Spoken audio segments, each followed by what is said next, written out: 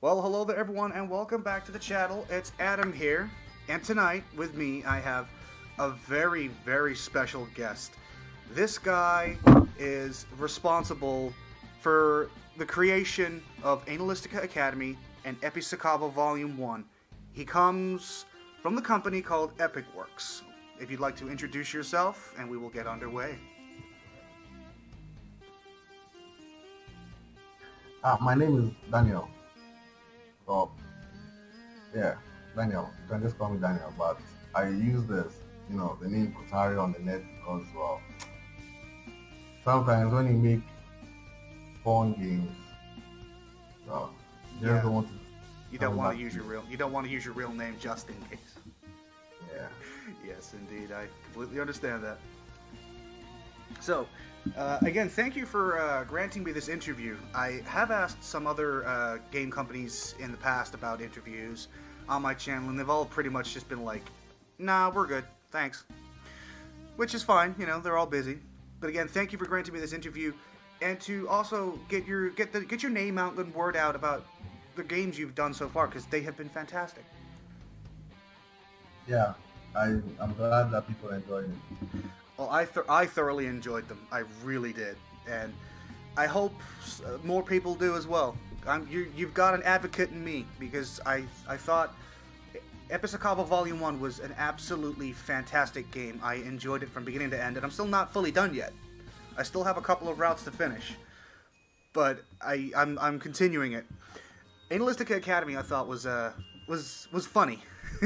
I, I I couldn't take it too seriously, but I was while reading through it and playing through it, I kind of thought to myself, I don't really think this one's meant to be taken too seriously, you know? No, yeah, the No, pure comedy. but it was a very really good game. So I'm just gonna start off with the first question here. So when did you start the company Epic Works, and what was the reason behind it? I started Epic Works back in 2016, around July 3rd. Oh, Yeah. okay. And I started because someone suggested it. I had two friends helping me with the Piscava at the idea stages, the planning stages, and they one of them was with Luna translations. They translated I think Kohime Musu among others. Mm. And he was a programmer for them, so he was like, okay, he's going to help me out for a while. So he advised me that I should start a company because that will help me give a proper brand to my name rather than just do it solo or as an individual. I see. There's I will mention is you may or may not have gone through some of my previous videos on YouTube, but I have mentioned with a couple of my friends and other co-hosts that a small group of me and my friends are actually have started our own visual novel company. We will admit that we are still in the early planning stages of our visual novel ourselves. So we're kind of keeping we're kind of keeping things under wraps for now. There's no real content to show anybody, so we've just kind of been leaving little hints, little breadcrumbs in our videos from time to time. But I get what you mean about like giving your name a brand, like getting a name out there and trying to, to keep yourself in that loophole and to make yourself look more professional.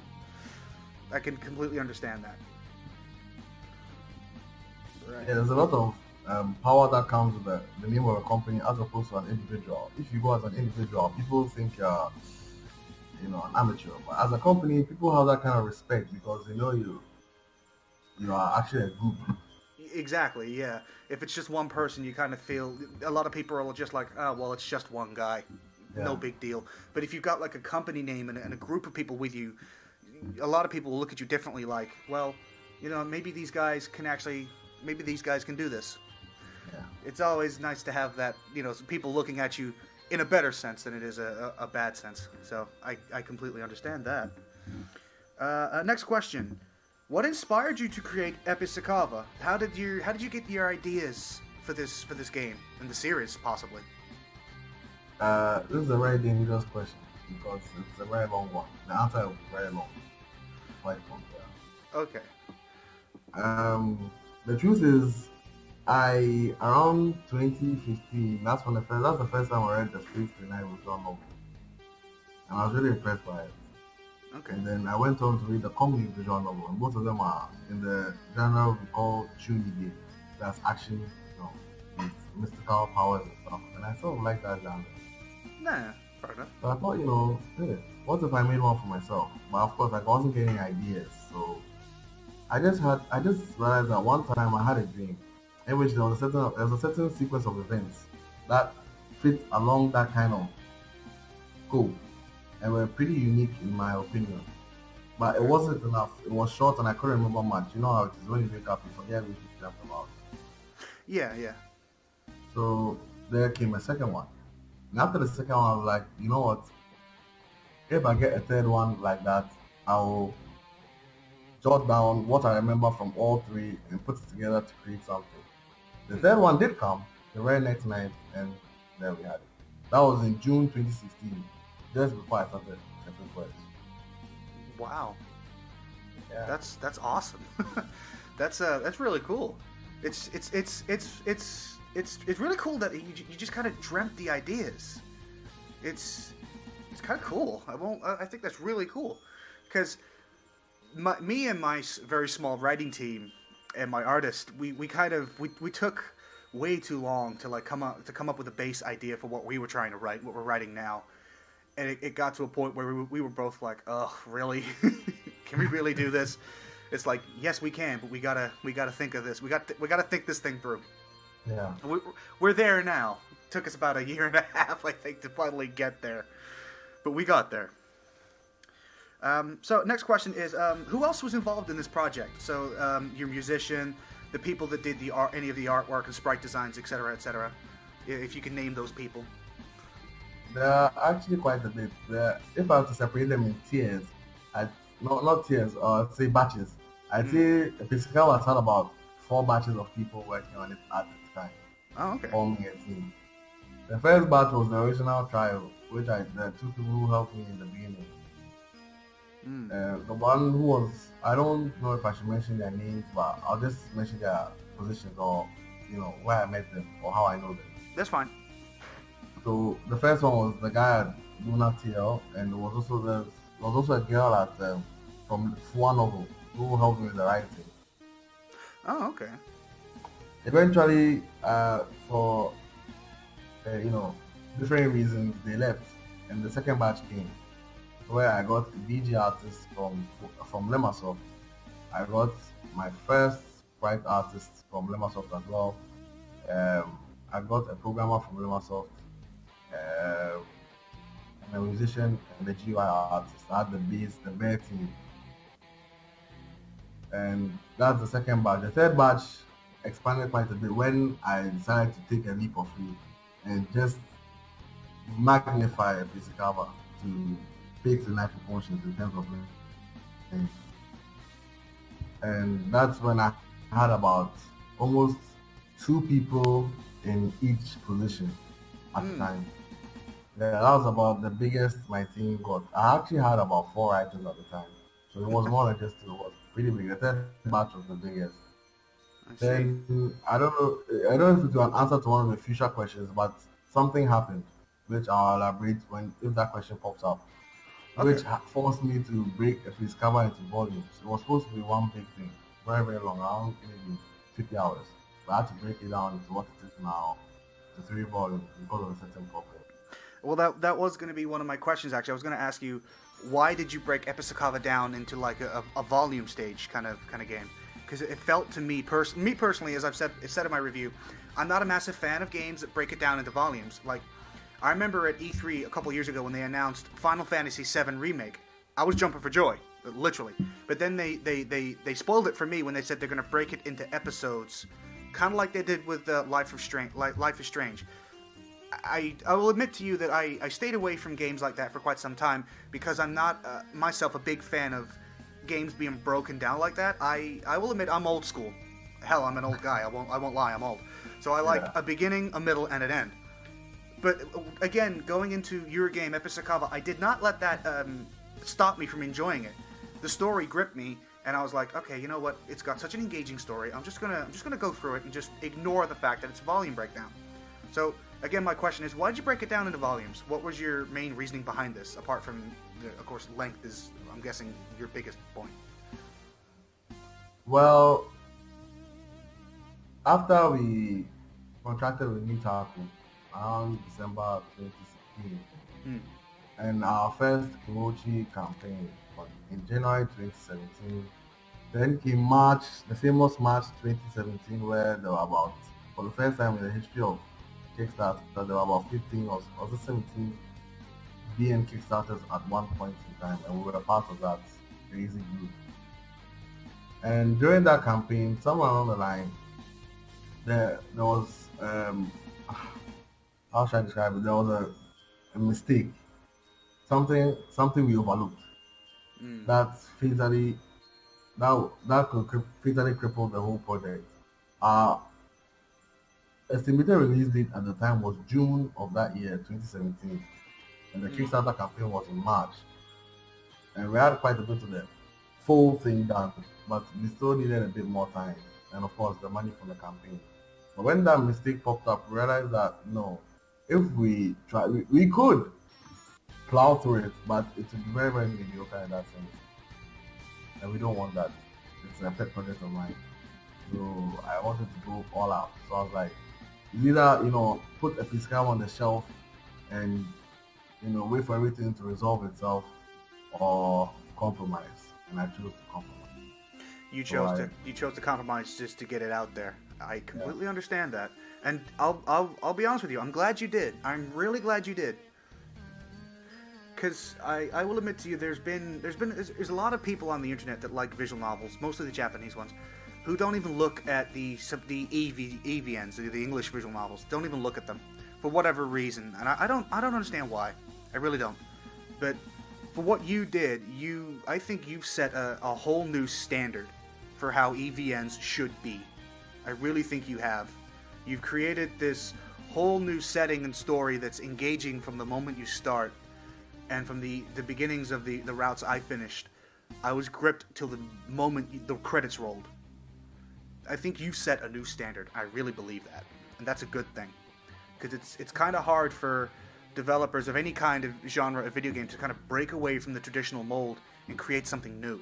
I believe you've done that. One of my main motivations, according to like what you said, is because I also noticed that we don't really have EVNs that are of that particular genre that are similar to Fate Tonight and Co. Everybody just goes for ritual, romance, or slice of life. Yeah, Nobody really tries action.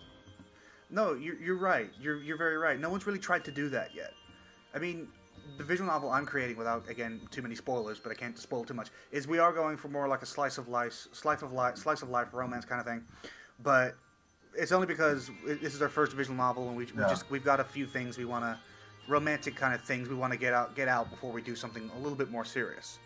yeah, But also because we do enjoy that kind of thing. We all enjoy reading that kind of thing, watching it. That kind of it's just kind of who we are. yeah. Old school romantics at heart, basically. But you kind of have to be able to write this kind of thing. Okay. Next question I have on my list. Did you write for any characters specifically, or did you just write the whole backbone of the story? I wrote everything except for Anya.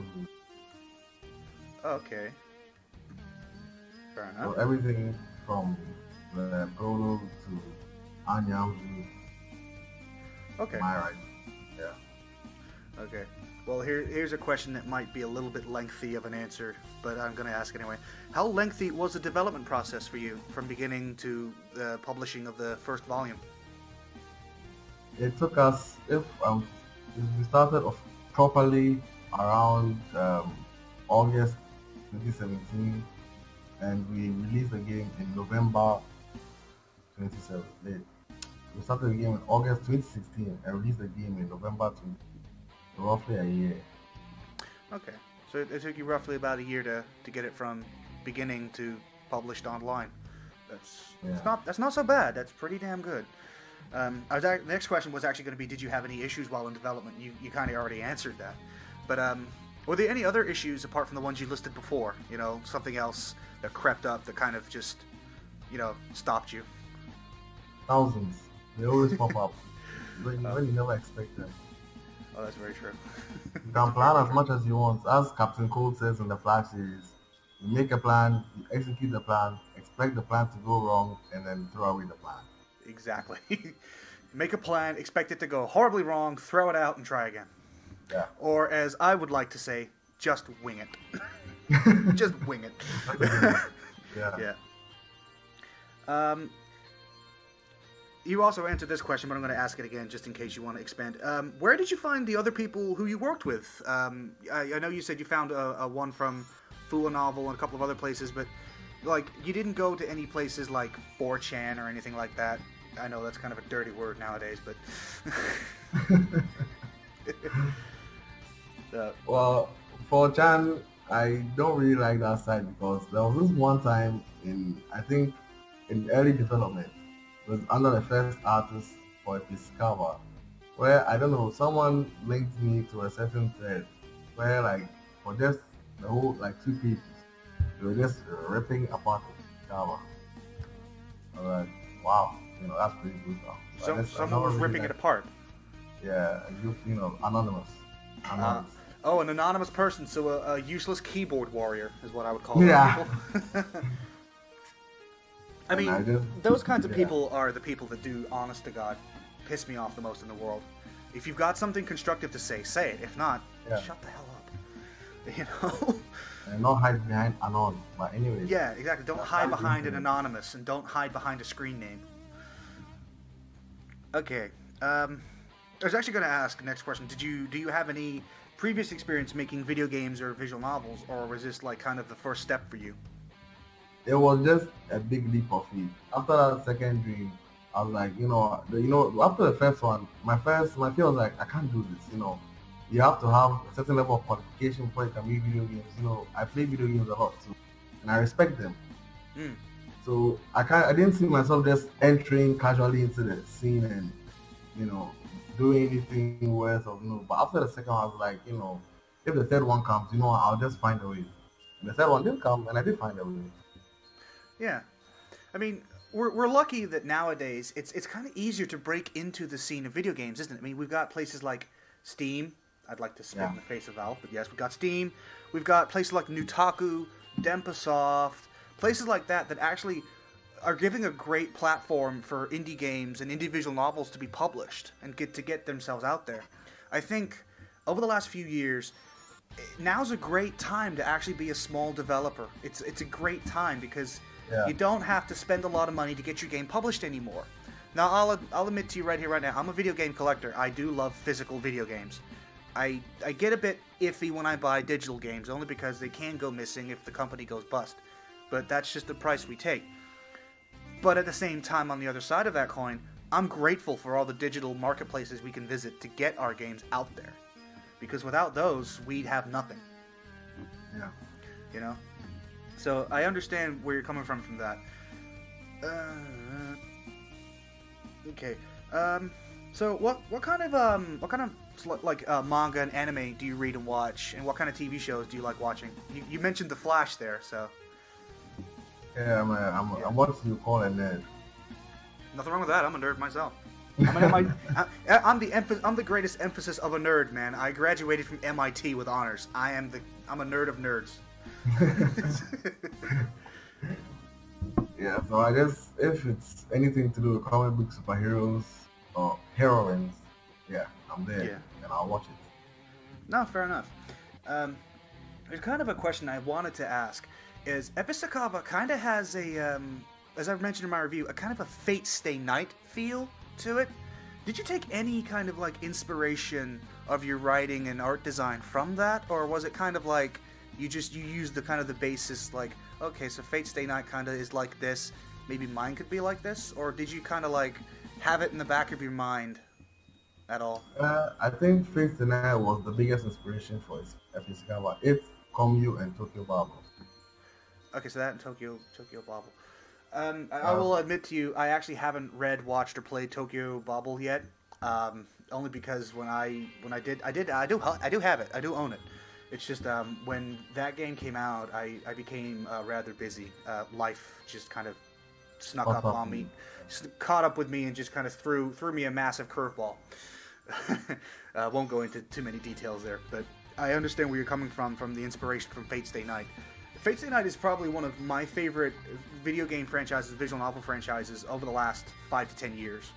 I've been watching anime, oh god, way too many years. I remember watching anime when it was on Cartoon Network's Toonami show back in the late 90s to early 2000s. That's how far back I go. I was watching stuff like Tenchi Muyo, Dragon Ball Z, all that stuff. I'm an old school anime fan.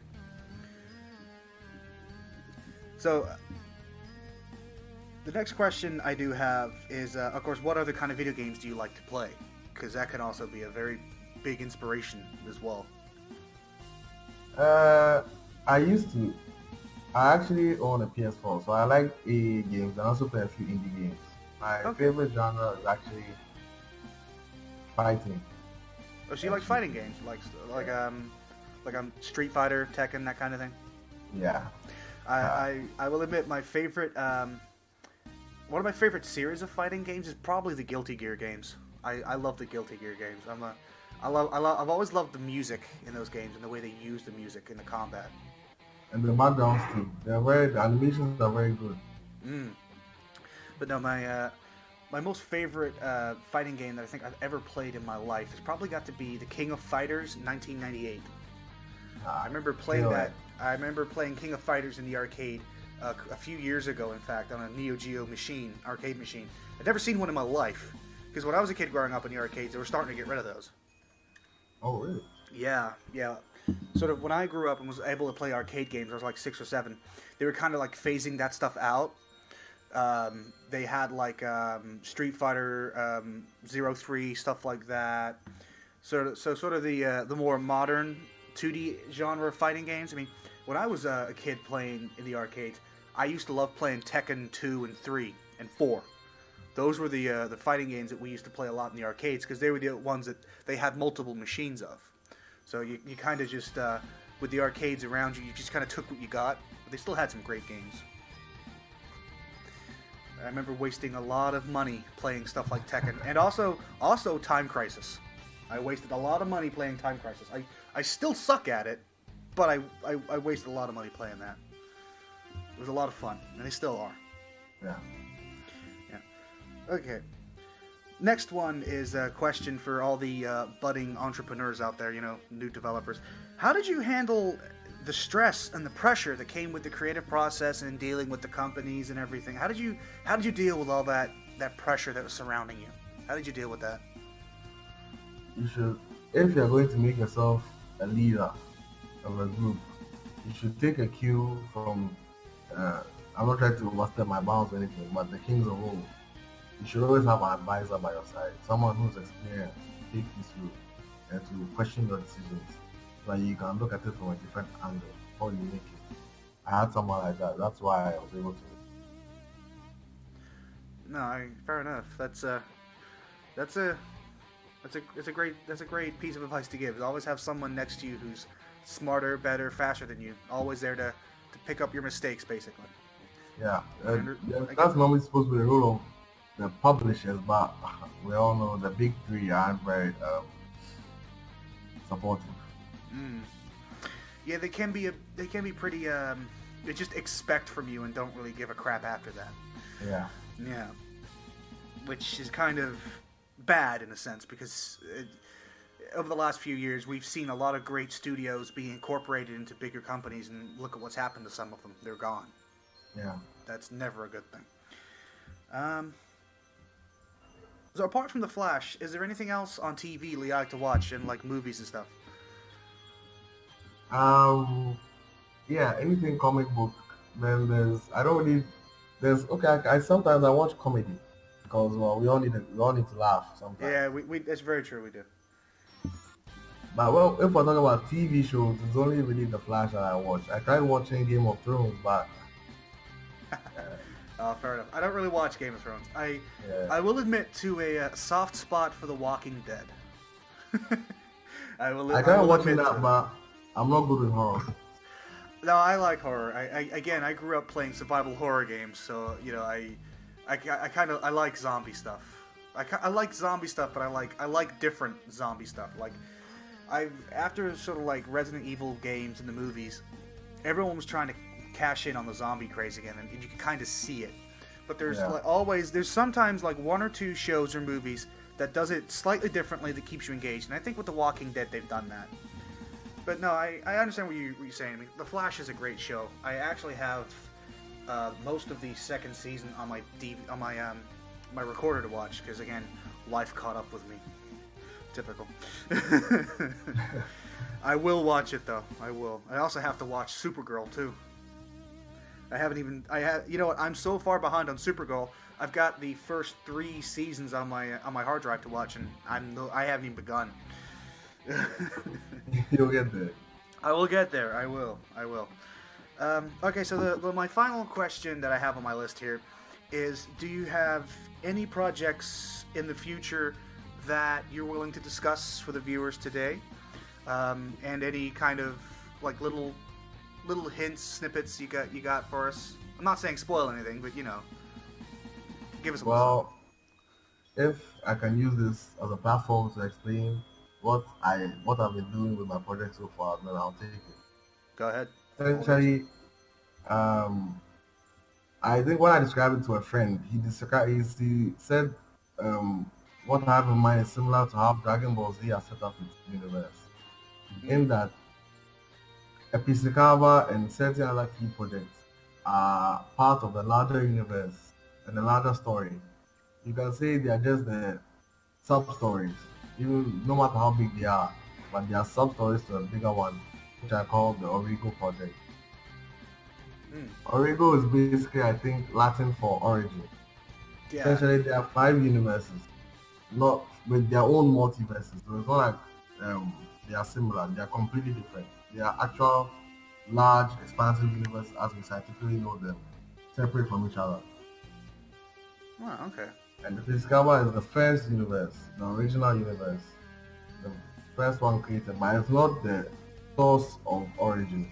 That is Origo. That is the universe in which um, all life gains its energy from. Where life, that universe is actually pure life energy. So, and Episcawa is the first universe. Rainbow Dreams, which is one of our other later projects, is the second universe. And in each of them, one of the characters, which I don't want to mention because that's a spoiler, Mm-hmm. in each of the projects that are part of the big universe, the bigger ones, it's one of the characters is a god, the god of that universe, Oh. which are children to the god of the Origo universe, who's the in a sense the by the biblical version of God, as you understand it. Mm. So these are like his children who are to manage the 5 universes. His creation of the universe actually was an experiment. See, to check on how creative his children could be. Yeah. So Ah. all of That's these projects are going to tie in one way or another. For example, in Analytical Academy belongs to Universe 3. But it's not the main project of Universe 3, it's a side project. Okay. So that's why Analytic Academy was pretty quick to go through. Yeah. Because I 100%ed that within like I'd say like half a day. To be fair. Yeah, I mean, 6 hours. Yeah. Yeah. Still really good though. I did enjoy that. So that's kind of a spin-off of Episakawa. I was not expecting that at all. I mean, I knew it had the same kind of feel to it. Again, not as in depth as Episakawa, but I knew it had the same kind of feel to it. I really didn't expect you to say it was all linked. Almost everything we are going to make or have made are linked in one way or another. If they are not the big titular project of a universe, for example, if Discover is Universe 1, so maybe if we make another project, it will be based off Episcopal universe but have its own little quirks that's separated from the main story. So when Origo comes, we don't know we don't know how we're going to bring it about. It could be a version of a very, very long one, or it could be a game with a story like the Naruto games. gameplay, but with a storyline Yeah. where all of the characters from the projects feature it. So it's just like one big crossover. Okay. I just remembered something. At the end of Analytic Academy, there's a woman that hands an envelope off. I was like, what's the significance of that? Now it's just clicked in my head. It just She's clicked for me. a studio mascot, and she's the how should I say the herald of the biblical version of God from Origo. So she's like his messenger. Yeah. Okay. Like I said, it just dawned on me what her purpose was. That's awesome. So Well, yeah. for consumers who are going to play our games, look out for her. If you see her in any of our games, whether just a cameo or just a mere mention of her, then you know that that project is going to feature one way or another in Origo. Yeah. Well, Yeah. you've got a lot of work ahead of you. You really do. Wow. And I Yeah. wish you all the best of luck. And I can't wait for your future projects. And I definitely cannot wait for Episcopal Volume 2. You've got me hooked. I'm not kidding. I will Volume admit to you. 2 is actually a bit wilder. The scope just jumps up. Okay, fair enough. I'm still waiting patiently nonetheless. I'll admit to you, 2018, we may not be too far into 2018, but that was the best $10 I've ever spent in my life, and I do not regret it at all. Thank you very much. No problem. Ladies and gentlemen, thank you for joining us for this interview, and I'd like to thank my guest, Kotario here, for doing this, agreeing to do this as well. I will, in the video description, I will leave links to all relevant pages for this company, and also for you to buy the 2 games they've released so far. Ladies and gentlemen, thank you for joining me for this interview. Sayonara.